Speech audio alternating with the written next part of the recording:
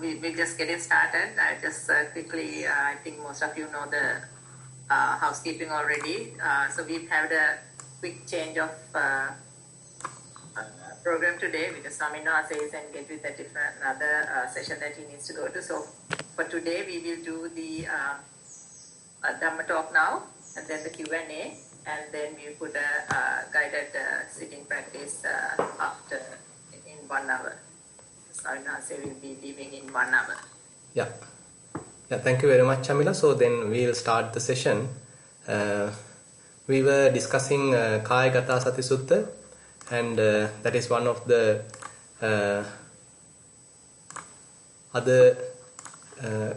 one of the sutta where Buddha discusses about how mindfulness on the body will lead to various benefits. And this Kaya Gata Sati Sutta comes in Majjhima Nikaya, mindfulness of the body. And they are actually, the idea is that we are trying to keep our attention, our focus on the body, various bodily processes, various bodily activities.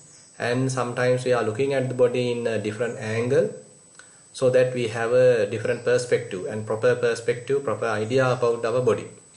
So under this topic, we discuss about mindfulness of breathing, Anapanasati. That is one of the key kamatahana or whatever the meditation object, which is actually helping us to come back to the body, come back to our own understanding. And then we discuss about 4 postures. We are standing, sitting, lying down and walking. So those are the 4 main postures that we are daily maintaining, and by keeping our attention on those 4 postures, that also leads to maintain our attention, bring our attention back to the body. And then we discuss about clear comprehension, how to improve clear comprehension using various daily activities. Say for example, while you are wearing your clothes, while eating your meals, having your meals, and maybe walking, sitting, standing, lying down, while talking with another person, while keeping quiet, stretching your limbs. So likewise, there are so many daily activities that we engage with, and they are, if we maintain mindfulness, so it becomes that we are trying to sort of incorporate mindfulness to daily activities. It is not that we are doing anything special.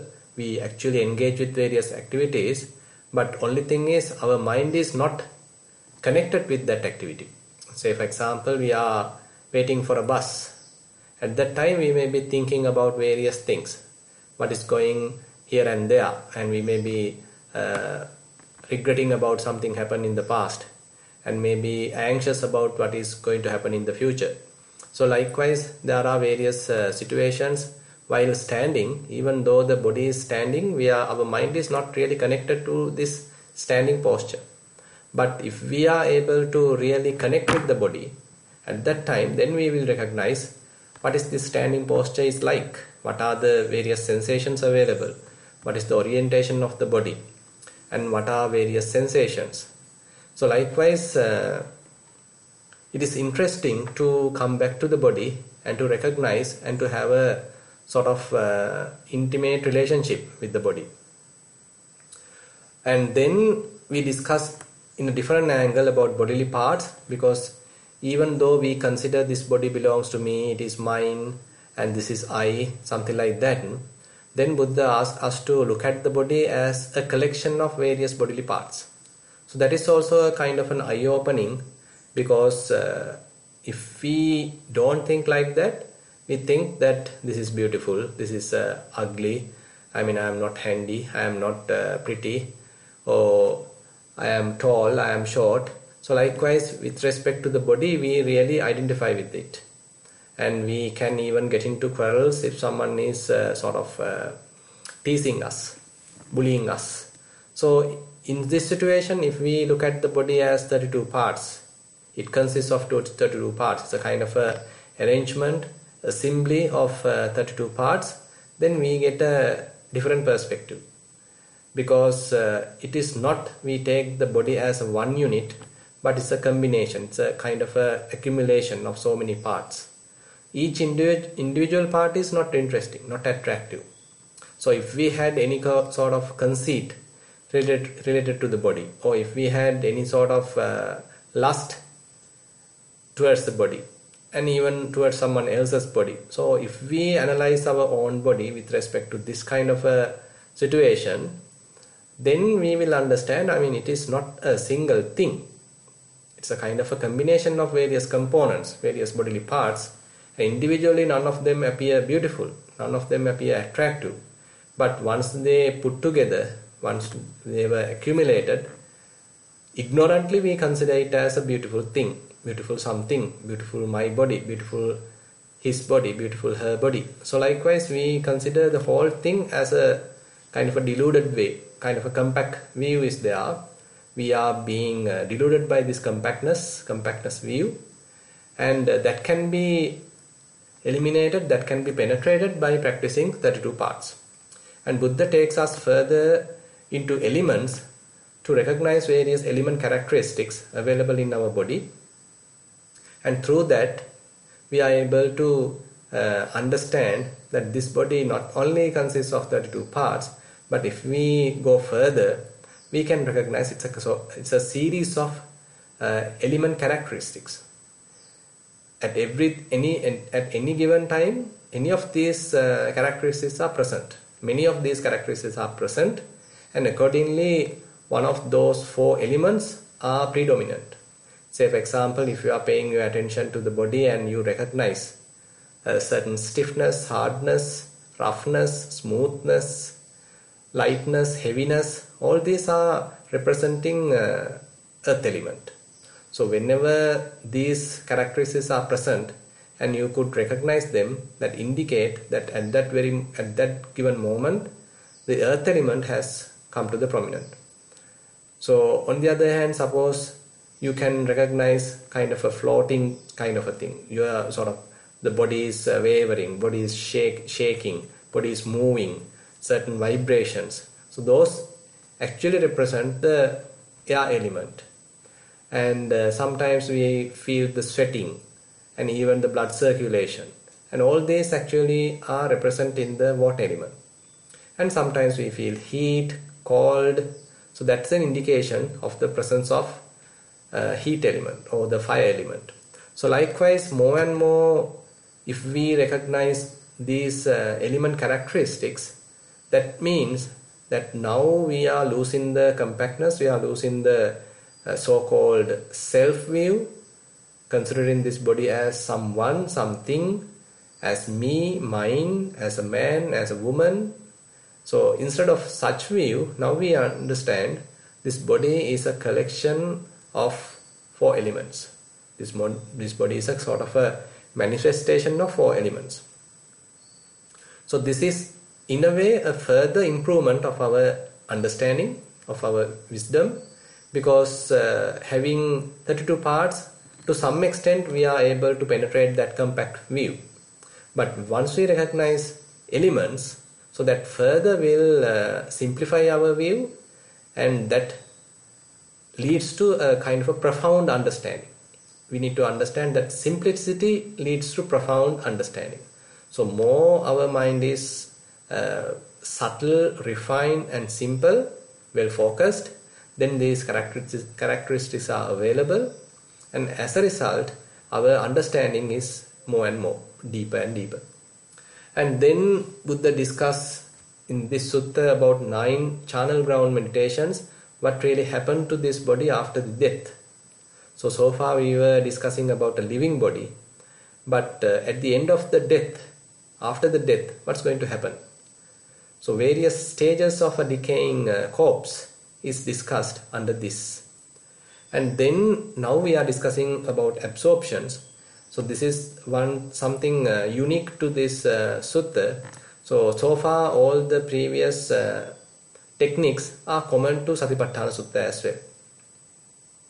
Satipatthana Sutta, of course, going a little deeper into the Satipatthana Bhavana, the meditation aspect. And Kayagata Sati Sutta basically stop at the level of establishment of mindfulness. and keeping our attention within the body. So that is the level or the boundary that maintained in the Kayagata Sati Sutta. Other than the available these 14 methods, which is common to Kayagata Sati Sutta and Satipatthana Sutta, Kayagata Sati Sutta has 4 jhana included. So that indicates that if one is able to develop jhana and fairly associate them, then mind starts to be within, without going outside, without going here and there. Mind likes to stay within. So this is another advantage of practicing jhana. So we were discussing first jhana, second jhana, third jhana, and fourth jhana, third jhana. Now we hope to discuss about fourth jhana. Now if I little go back to first jhana, so let me little remind the facts. You know, the jhana is a sort of a heightened concentration where mind is fairly absorbed to some sort of a wholesome object. Say if you are able to develop anapanasati, if once the concentration is built up, that anapanasati meditation itself generates some sort of a sign, what we call a nimitta, concentration sign. So that is actually helpful to attain jhana.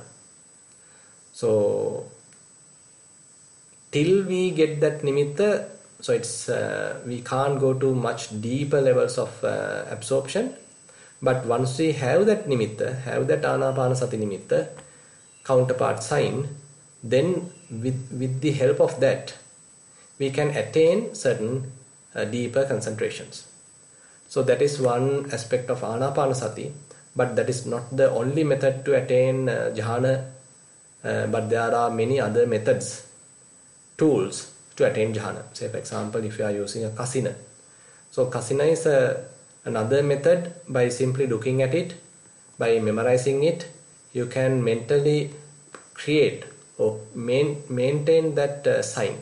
You can again and again recall that sign. Maybe a color, maybe a quality, you can recall. And as a result, you can get absorbed to it once your mind is again and again applied to it. So likewise, there are many methods to attain jhana. Say you are developing metta. So if you are able to look at someone's image from your mind, and again you are applying your mind to that image, so ultimately the image may even disappear, but the sort of a sign going to be available of that image, sort of a derived sign, and to that you can get absorbed. So therefore metta is another method to attain jhana. So likewise, there are many methods to attain jhana.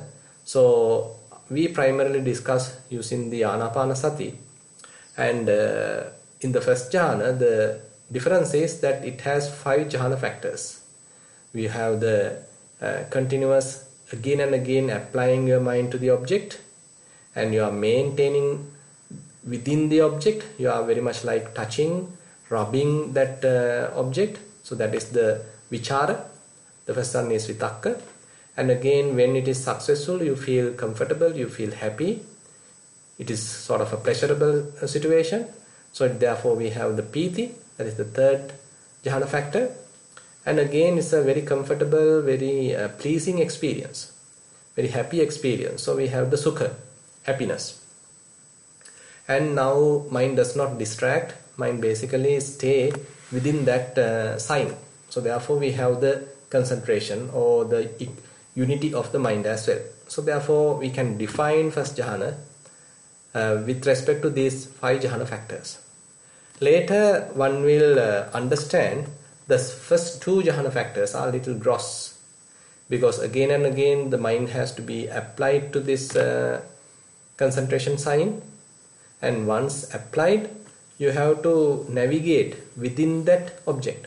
You have to always touch that object, always rub that object, always be with that, be in the sense you have to always touch that object. So this is a kind of a burden.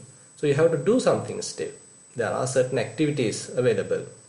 Again and again the mind has to be applied. It's very much like the mind tries to go out of the object, tries to go out of this sign, and now by mind itself coming back. Again it is going out, again it is coming back. Again it is going out, again it is coming back. It's a kind of a movement. So it's a kind of a defect in other terms in this first jhana. And on the other hand, once the mind is applied to this certain sign, so it has to be further sort of rub that object, further linger with that object. And it is not yet fully connected to that object, rather it's kind of a little movement is there, but within the boundary. Within the boundary, there's a little movement. It's very much like, suppose you are taking a wild horse to tame, and suppose you have a very strong fence. Wild horse is taken inside the fence. Assume that wild horse is coming out, or rather jumping out. Again you bring it inside. Again it jumps out. Again you carry it inside. So this is very much like vitakka, where you are again and again horse is brought in. And then once you brought in, it has to behave within the boundary. So that is very much like vichara. So it has a now limited boundary. Within that limited boundary, horse does not stop. It continuously runs. Here and there it runs within the boundary, of course. It's very much like vichara. So, but how about only once you taken inside and then it completely keeps still, stays still. Then it is more tamed, more developed. So that is the level of second jhana, where you recognize these first two jhana factors are certain limitations as defects available in the first jhana. Therefore you drop those two jhana factors and you like to unite with the object. So therefore the first and the second jhana factors are dropped. Only three jhana factors are available. That is rapture, happiness and unity of mind are available in the second jhana. More and more the concentration is developed, because now there is no applied mind or no sustained mind. It is very much like heavily connected, fully connected with the object. You simply have only once you have to apply your mind onto the object, onto the sign. Once applied, it stuck there. It fully connected with it. There is no movement at all. So therefore the concentration is very high. It's very much like mind has become singleness. It is kind of a being single with the object. And then we discuss about the third jhana, where in the second jhana there is rapture present, which has some bodily sensations like waves coming and going, and maybe kind of goosebumps appearing, like time to time sort of electric shock going to happen, something like that. So certain gross level of happiness is there, gross level of pleasure is there. So this gross pleasure becomes certain hindrance once your mind is refined. Now we are going more and more refined level of mind. So there you will understand, to this, for the maintenance of this refined mind, this gross pleasure is a disturbance. So there are, how about dropping this gross pleasure and just to have a sort of a contentment, kind of a feeling at ease. So then it is a more advanced, more refined level. So that is what happened in the third jhana. So that gross happiness being dropped, kept aside, and mind is now fairly unified with the object, and there are no movements, there are no again and again application, but it is fairly united with the object, and the pleasure is removed. Instead, now you have a fairly mature sort of a happiness, fairly mature feeling at ease, so more serene, more calm, more quiet, more tranquil. So that is the third jhana. Now when it comes to the fourth jhana, even this happiness is recognized as gross. Now what are we going to do with this happiness then? So it has to be changed to equanimity. So that is what the only difference in the fourth jhana, where happiness is changed to equanimity. It's more and more mind has become extremely mindful, fairly concentrated, extremely concentrated, and it is equanimous. So joy is dropped, any kind of other, say, grief, hatred and all those other defilements, other hindrances are already dropped. And even the gross level of pleasure, happiness, those are also dropped. Now only the equanimous and united or unity of mind is available. Well concentrated and well equanimous mind is available. So this is the characteristics of fourth jhana. So Buddha gives a beautiful simile here also, where someone is putting a white cloth, kind of covering oneself with a white cloth, complete body being covered by the white cloth.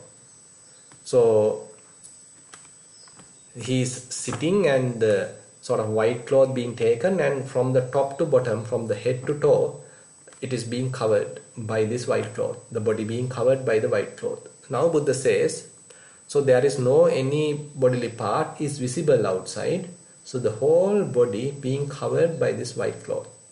Similarly, Buddha says, when one develops or when one experiences this fourth jhana, so the whole body, complete body is pervaded, fully covered by this pure bright mind, which is extremely equanimous, and the purity is there. There are no hindrances, no ups and downs, fairly equanimous, fairly neutral and fairly stable. So that stability, that neutrality, that purity is the quality of the fourth jhana.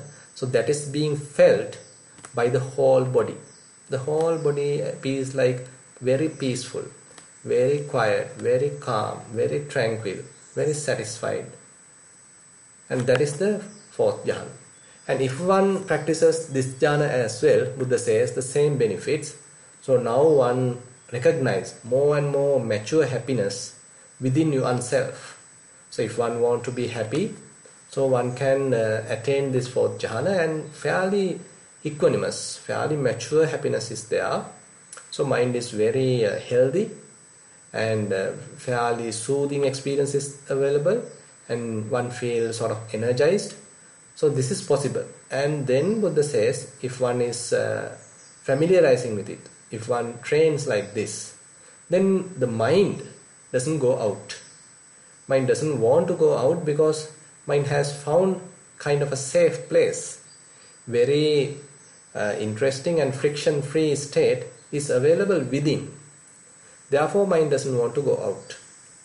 So, as a result, various day-to-day living related mundane thinking, say sense pleasure related thinking is reduced, diminished, and the mind is fairly unified within the body, inside the body. Mind is fairly concentrated within the body.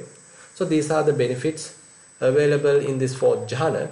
So now we have covered all four jhanas, and only part remaining is, now in this sutta there are much benefits mentioned in terms of by giving various similes. If one is practicing Kayagata Sati, so we'll cover that part on next week. So with that, I like to conclude today's short Dhamma sermon.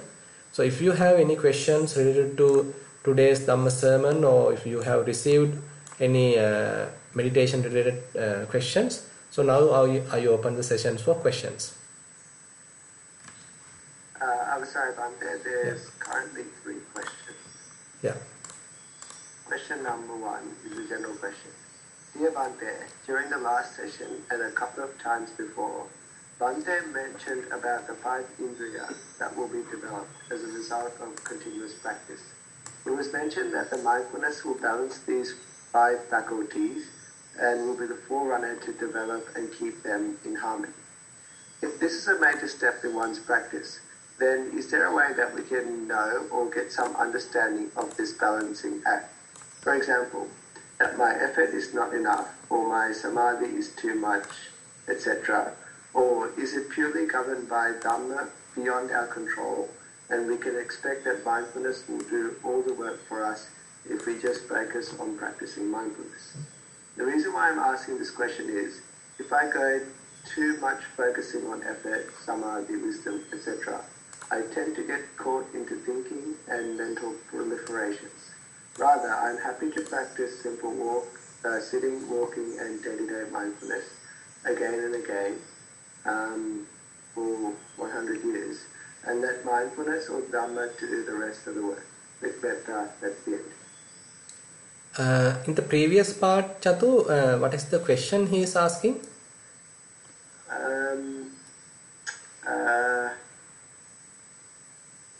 So I think the question, if I put it simply, it's should I just practice just doing simple mindfulness in sort of practical aspect, or should they be understanding like the 5 faculties and the balancing act? Actually that information or that say skill you will slowly develop, and having some understanding about them is useful.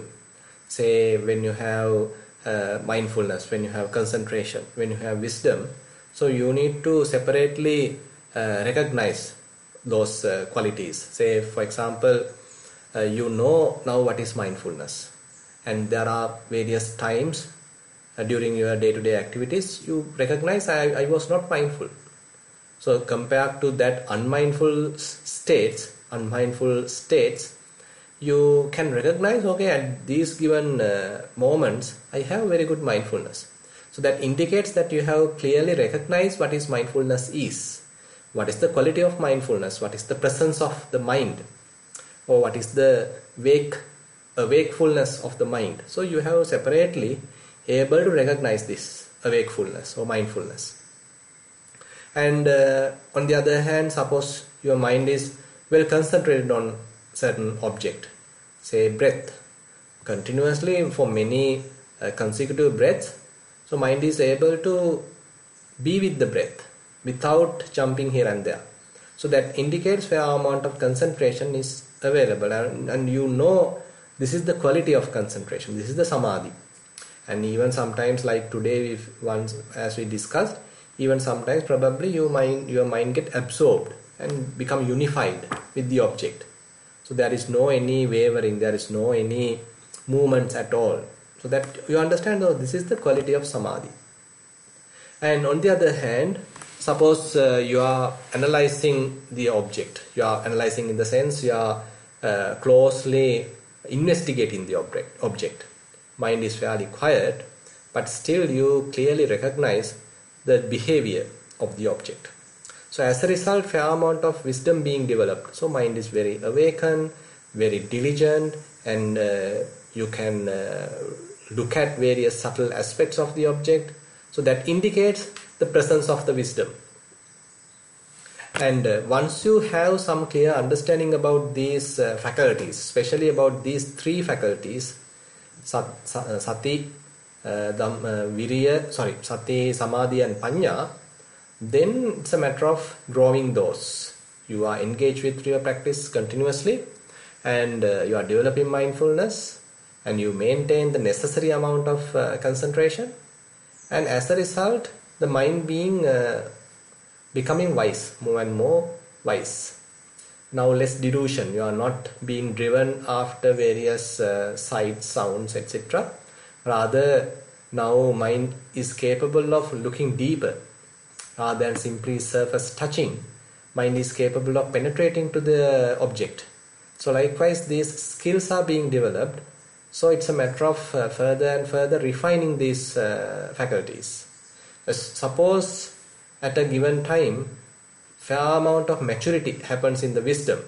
If that sort of a maturity happens, the next level will be available. Actually, you can't sort of wish for this next level, or you can't simply forcefully put your mind to this next level. Rather, what we need to do is to continuously practice. As a result of our continuous practice, mind being developed, the wisdom being developed, and once it reach to some extent, so it will automatically get into the next level. So that is one of the quality of the Buddha's teaching, what we call as openaika, where it has the capacity to bring the practitioner to the next level once the necessary causes and conditions are satisfied. So it's a matter of building up or strengthening these causes and conditions, and then the mind is automatically uplifted to the next level. So therefore having some understanding about these faculties is very useful, and you need to continue a practice by investigating all these phenomena, whatever arising. You are ready to observe them, to properly investigate them, and at any given time, once it is reaching fair amount of maturity, especially in the wisdom, then the next level will be automatically available. Yeah. Question number 2 of 3. This is for walking mindfulness. Dear Venerable Sir, I engage in walking practice quite regularly, and here is my recent experience. I start focusing on the soles of my foot and get to know the various observations, mainly the pressure on the foot, hot and cold nature, and roughness or smoothness of the texture of the touch, etc. I can keep the mind focused like this for 10 to 15 rounds, and there's no need to verbalize left and right. Sometimes thoughts come and I get carried away, but I get to know about this afterwards, and the mind comes back to the walking process. After about 30 minutes, I observe that the walking happens automatically, but I do not explore on this too much and keep my attention to the sensations, since I am a novice. During this time, I observe 2 things. First one is the thoughts of raising the foot, moving forward and keeping down, which is the process of walking. The second is the tangible observations of pressure, texture, hot and cold nature. My question is the separation of the process and tangible observations as 2 knowings and the tangible observation as 2 knowings is a known type of experience in the walking practice, or am I too much focused on this technique and visualizing things? Much merits for Bhante's valuable guidance. That's the end. Yeah, actually, if you are clearly recognizing these qualities, that indicates the improvement of your clear comprehension. As you know, we discuss about mindfulness, that is the sati, and once the mindfulness is well established, we are not simply satisfied with that, rather we want to investigate. So this investigation is where taking us to clear comprehension. We are clearly comprehend the object. What are the various details available? What are the subtle aspects available? And we are looking at in different angles, and we are trying to observe this object. So this is where the wisdom is start to grow. This is where especially the Dhammavicaya Sambojjhanga is going to grow. And therefore, if you are able to do that, there is no harm. It is good. And suppose about a week ago, say you only could recognize certain aspects, but now you can recognize more and more aspects. More and more details are visible, and you can recognize the subtle differences happening within the object, and very quick arising and passing away, whatever it is. So likewise, if those information is going to be available, that indicates your mindfulness is growing, clear comprehension is growing, and you can welcome that. And on the other hand, if you feel that you are too much analyzing, but on the bad thing is, if you start to think, you are trying to compare with a book, you are trying to compare with a sermon, then it is out of hand. Then it is wrong actually. Mind has to be always kept quiet while the investigation is going on. And mind is fairly quiet. Inner chatter is stopped. But very sort of a curiosity is there within the mind, and you are carefully observing the aspects of the object. So that is where the wisdom is growing. So this is a kind of a balance. If you are putting too much effort, then kind of a restlessness can happen. You feel a little dry. you feel kind of a restlessness, like agitated. So that indicates you are putting too much effort. At that time, don't do that much of investigation. You calm down. You relax. You like to stay quiet, simply being tranquil. So I think I have discussed while I was discussing Anapanasati Sutta, among these 7 enlightenment factors, 3 belongs to the category of improving the investigation, improving the sort of a dynamics of the mind, and another 3 actually calms the mind. It's sort of tranquilize the mind. So depending on the situation, we have to select. So this investigation, effort, and the piti, Dhammavichaya, Virya, Piti, those 3 bojjhanga actually contributes to the investigation side. Actually, it has kind of a dynamics of the mind. But if you put it too much, then it can lead to restlessness. At that time, the concentration side, calming down side has to be improved. So those are the other 3 enlightenment factors. Sati, Dhammavichaya, Virya, Piti, Passaddi, Samadhi, Upekka. Passaddi, Samadhi, Upekka. Tranquility, concentration and equanimity. They are the ones tranquilizing the mind, calming down the mind. So those have to be developed if mind become agitated. And if you are putting too much of that, then mind can become drowsy, lethargic. Then that means too much of concentration or too much of tranquility, too much of equanimity. Then again you have to improve the investigation. So it's a kind of a balancing. That is where the faculties are to be balanced. That is where the mindfulness factors are to be balanced. So who is showing the clear picture? That is the mindfulness.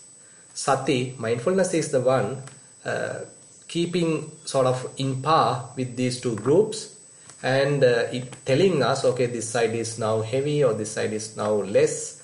So likewise, mindfulness is showing us the balance. Yeah. Back to you, Chatu. Question number 3 of 4. This is a general question. During some of the practice, Bhante mentioned that once we are in the first jhana, we find the defects of first jhana factors. Similar to Vipassana practice on breathing mindfulness, is this just an observation or knowing or verbalizing logical thinking? That's the end. Yeah, it is not verbalizing of logical thinking. And when you are dwelling in the first jhana, suppose you are able to attain first jhana, and when you are associating it, when you are dwelling with it, so say not within a day or 2, but after some time, you will recognize this movement happening within the mind is a kind of a disturbance. Because again and again mind has to be applied to that meditation object. And once it is applied, it is moving inside. So kind of a movement is there. Still some sort of a vibration is there. So this is, you have got to feel it. You have to recognize it as a defect, as a kind of a disadvantage available in the first jhana. So then automatically mind may propose you, how about having more concentrated, more tranquil state of mind, which is free from these movements, free from these ups and downs. How about having a very calm, very quiet, well concentrated, very fairly unified state of mind? So there's a kind of a proposal may come from the mind. Then you can drop the first 2 jhana factors and you can attain the second jhana. So therefore it is not simply a logical understanding or rational understanding, but experientially one has to understand the defects of the first jhana. Then one can drop the first two jhana factors and can attain the second jhana. Yeah. Question number 4. This might be the last one. General question. Thero Sanai Bhante. The practice is daily mindfulness and looking at thoughts. Lately, when I get up, I have so many thoughts going on inside the mind. This is too quick, and I am unable to stop this running about. Kind guidance is appreciated. Much merits Bhante. That's the end. Typically, actually, once we get up, once we wake up, typically mind is calm. So you need to check whether you had a good sleep. So if you couldn't have a good sleep, so probably mind is agitated. So your mind probably have seen a bad dream, a fearful dream that also could agitate the mind. But on the other hand, typically if you have a very good sleep, next morning you feel refreshed. Your mind feel still, and then slowly the agitation can happen. Slowly the rumination can happen. Slowly the movement, distractions can happen, and that is the typical nature of the mind. Say for example, you are fairly daily practicing, you are maintaining the mindfulness practice, mind is fairly concentrated, and before you sleep again you do fair amount of practice, and while just before the fallen sleep, say you are continuing your practice. Suppose you are now in the lying down posture on your bed, and you are keeping your attention on the rising and falling of the abdomen, or you are simply watching the mind, or you simply keep your mind empty, whatever it is, depending on your situation. That indicates till you fall asleep, you have never given up the practice. So while practicing, you fall asleep, and then the next day morning, you may feel fresh, and you may feel the mind is fairly recharged and is very tranquil. So that is the benefit of the practice. And but later, once you open your eyes and once you started to recognize various sounds, smells, etc., then again the mind starts to distract. So that is how the typical behavior of the mind. So therefore, please check. If you once you wake up, immediately if mind starts to talk, and if you feel tired, so there could something wrong in your sleeping cycle. Yeah. Question number 5. This is a general question. Dear Venerable Bhante, I have thoughtless moments in meditation, and the thoughtless moments are for 2 to 3 minutes. Is this stillness of the mind or not? Appreciate your guidance. Thero Sanai with Metta. That's the end. So actually the thoughtless moments can happen either in say samatha practice as well as in the vipassana practice. But I presume this has happened in the vipassana practice. Say for example, you are observing various feelings, or you are observing various thought processes. And suppose while you are doing that, and you recognize, okay, the inner chatter has completely quieted down, and thoughts randomly come and go, and there are little gaps, and you are observing the mind as well. Suppose there is a subtle, say, lustful thought arise, and you recognize it, and then it has gone. Then there's another greedy thought arise, and you recognize it, and it is gone. And after that, suppose there's a gap. There is no thought at all. So at that time, simply be vigilant. Simply be aware of that. So don't worry about it. Don't introduce any doubt about it. Don't become anxious about it. Simply just be. Because now only you allow the mind to be still, as you have clearly mentioned. So this is kind of a stillness of the mind, clarity of the mind, because the presence of the thoughts indicate kind of a disturbance. But when all these thoughts are gone away, and completely, it's very much like ripples in an ocean, or ripples in a reservoir, ripples in the water. So when all the ripples are calmed down, then we have the stillness, then we have the calmness, then we can see deeper.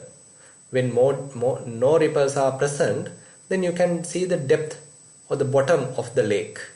Similarly, in the mind also, when there are no thoughts, then the calmness is available, then the clarity is available, then the presence is available, the simplicity is available, calmness is available, spaciousness is available, and mind is attached to nothing. Mind does not hold anything at that time. So these are certain qualities available through the practice, and if you are able to recognize that, encourage that, appreciate that state of mind, and again come to that state, and you develop your mindfulness practice so that you are able to access that stillness again and again. Once you are there, be quiet, just be. Don't spoil it, just be. Question number 6. It's a general question. Bhante, in samatha practice, we have heard there are jhana levels which give you superpowers. For example, reading others' minds. Are these after the 4th level and further in practice? That's the end. I also heard about them, but don't worry, I have nothing of them. So I can't read your mind. But anyway, as you have mentioned, they are typically after the 4th jhana. I mean, not before 4th jhana. After the 4th jhana only one is one can get into those what you call abhinya, the direct knowledges, and it is also not an easy thing. Don't expect it to happen immediately or it's a very easy thing. I mean, it's years of practice, and there are mastery of jhana is necessary to arouse that kind of abhinya, that kind of skill, that kind of a capability. So nowadays it is very rare because now the human mind is fairly deluded or fairly spoiled, polluted by various sensual desires and etc. So, but on the other hand, during the Buddha's time, the minds are fairly simple, and they have the direct knowledges, they have the fairly purified mind, and they are of fairly highly concentrated, and therefore such skills were available. But nowadays it is very, very rarely that we hear such skills. Yeah. That's actually the last question that we have for today. So hope Chatu don't have that skill, right? Yeah, I don't think so. Okay. We have probably another 10 minutes, Bhante. Should we finish up early or? I would like to finish up then, Chatu, because that conference has already started. Bhante Dhammajiva may have already started. So I like to join with the conference now. So I request all of you to continue your practice, and we'll have this typical schedule, normal schedule on next week. But today I apologize for this little change of the schedule. So thank you very much for participation.